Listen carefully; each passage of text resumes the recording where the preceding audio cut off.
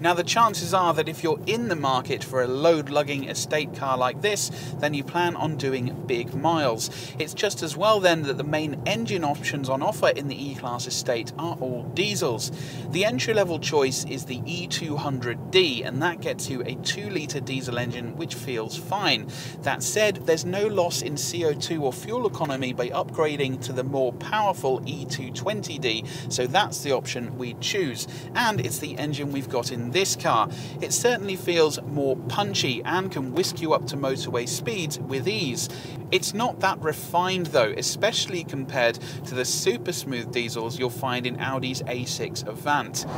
At the top of the diesel range is the E350D, which gets a V6 engine with even more power and a 9-speed automatic gearbox as standard. It's vastly more expensive to buy though and emits more CO2, which in turn will push up your company car tax bills.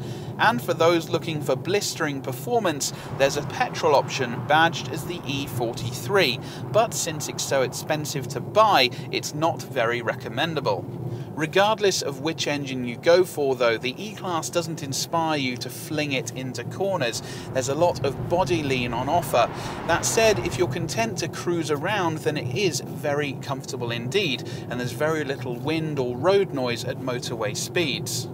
There's also a toggle down here on the center console, which allows you to flick between different driving modes. They do make a lot of difference, especially if you go for the sportier modes, although there's also an individual option which allows you to tailor the engine and steering to your own preference.